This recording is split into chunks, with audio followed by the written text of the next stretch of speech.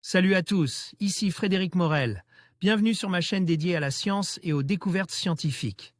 Si vous êtes passionné par l'exploration de notre univers et les avancées scientifiques, pensez à vous abonner. Aujourd'hui, on plonge dans un sujet fascinant qui repousse les limites de notre compréhension. Bonjour Allons-y. à tous et bienvenue sur ma chaîne. Aujourd'hui, je vous propose de plonger dans l'univers fascinant des supernovas, en particulier celle de Kepler, qui a explosé il y a 400 ans. Nous allons explorer les conséquences de cette explosion spectaculaire et découvrir comment ces débris continuent de se déplacer à une vitesse incroyable, défiant le temps et l'espace. Restez avec moi pour en apprendre davantage sur cette merveille de l'astronomie et sur ce que cela signifie pour notre compréhension de l'univers. C'est parti! Une série de clichés pris par l'observatoire de rayons X Chandra montre que certains amas de restes de la supernova de Kepler se déplacent jusqu'à 37 millions de kilomètres par heure. Des vitesses étonnamment élevées pour une explosion qui, vue de notre Terre, s'est produite il y a plus de 400 ans.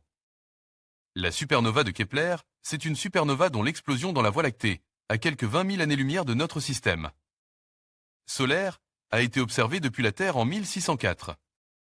D'où son nom de code, SN 1604.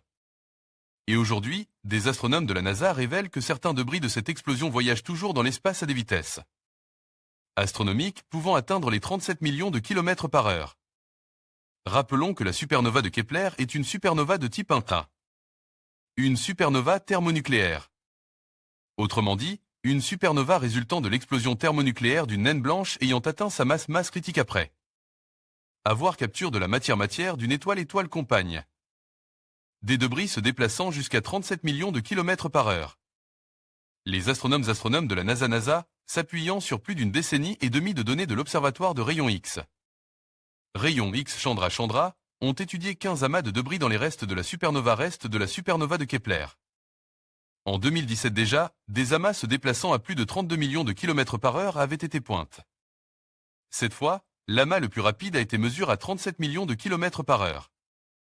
La vitesse moyenne des amas étudiés se situe, quant à elle, autour de 16 millions de kilomètres par heure. Les chercheurs notent que les 4 amas de débris les plus rapides se déplacent tous dans la même direction et présentent une composition chimique semblable. Ce qui suggère qu'ils sont issus d'une seule et unique couche de la défunte naine blanche. Dans cette séquence d'images de l'observatoire de rayons X Chandra des restes de la supernova de Kepler, le rouge, le vert et le bleu révèlent respectivement les rayons X de basse, de moyenne et de haute énergie. Le film zoome pour montrer plusieurs des amas de débris les plus rapides. À Hobart, CXC, NASA une vitesse qui pose question. Un tel niveau de vitesse a déjà été observé dans des restes de supernova dans d'autres galaxies. Mais quelques jours ou quelques semaines seulement après les explosions qui leur ont donné naissance. Certainement pas 400 ans plus tard.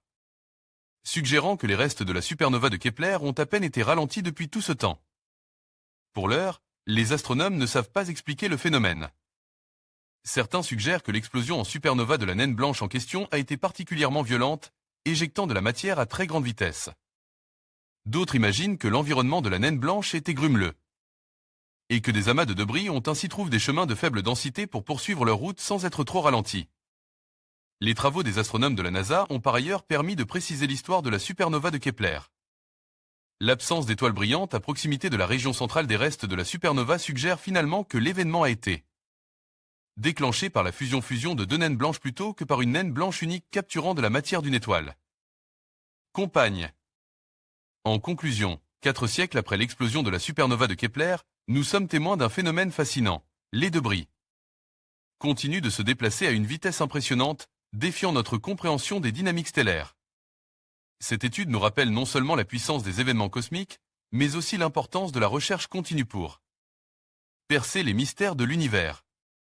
Alors que nous poursuivons nos explorations, la supernova de Kepler reste un symbole de la beauté et de la complexité de notre cosmos. Merci de nous avoir rejoints dans cette aventure scientifique.